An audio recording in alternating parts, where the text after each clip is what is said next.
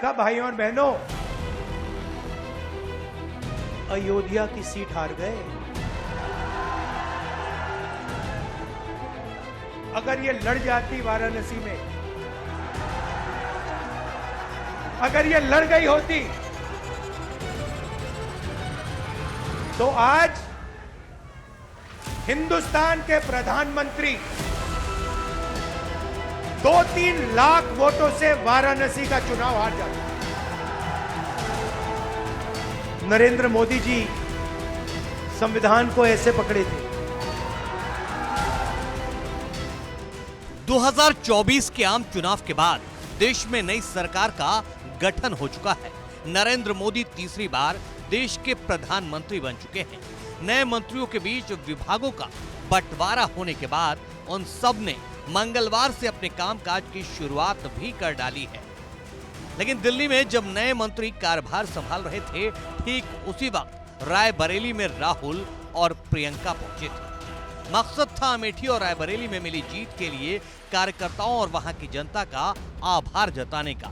इसी खास मौके पर राहुल गांधी ने पहले तो बीजेपी की उस दुखती रग पर हाथ रख दिया जिसका बीजेपी को सरकार बना लेने के बाद भी मलाल है। मतलब अयोध्या नगरी की फैजाबाद लोकसभा सीट पर मिली हार। का भाइयों और बहनों, अयोध्या की सीट हार गए। राम मंदिर बनाया,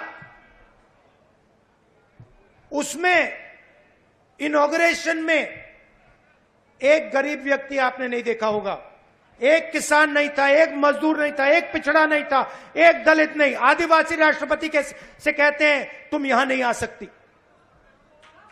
और आपने वहां पे देखा अदानी जी खड़े थे, अंबानी जी खड़े थे, देश के अरबपति खड़े थे, पूरा बॉलीवुड खड़ा था, क्रिकेट की टीमें खड़ी थी, मगर एक गरीब व्यक्ति नहीं खड़ा। तो जवाब अयोध्या की जनता ने भी दिया है। बीजेपी को फैजाबाद की हार याद दिलाने के बाद राहुल गांधी वाराणसी के मुद्दे पर पहुंच गए। मंच से अपनी बहन प्रियंका की तरफ इशारा करते हुए बोले, पीएम नरेंद्र मोदी वाराणसी से अपनी जान बचाकर निकले हैं, क्योंकि अगर प्रियंका गांधी वाराणसी से चुनाव लड़ जाती तो मोदी 2-3 लाख वोट से हार जाते। और सिर्फ अयोध्या में नहीं भाइयों और बहनों, सिर्फ अयोध्या में नहीं, वाराणसी में जान बचा के निकले हैं प्रधानमंत्री। और मैं आपको कहता हूं और बहन से कह रहा हूं, अगर ये लड़ जाती वाराणसी में, अगर ये लड़ गई होती तो आज हिंदुस्तान के प्रधानमंत्री 2-3 लाख वोटों से वाराणसी का चुनाव हार जाते। मैं ये बात अहंकार से नहीं कह रहा हूं, मैं ये इसलिए कह रहा हूं क्योंकि हिंदुस्तान के प्रधानमंत्री को हिंदुस्तान की जनता ने मैसेज दिया है, ये आपकी जो राजनीति है हमें अच्छी नहीं लगी, हम इसके खिलाफ हैं, हम नफरत के खिलाफ हैं, हम हिंसा के खिलाफ हैं, हम मोहब्बत का देश चाहते हैं, हम प्रगति चाहते हैं।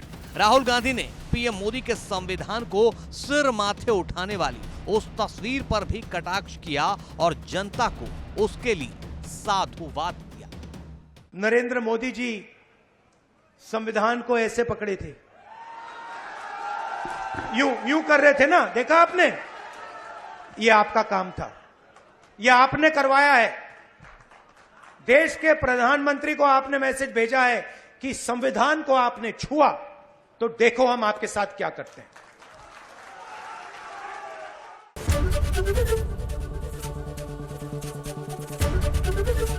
एबीपी गंगा, खबर आपकी, जुबान आपकी।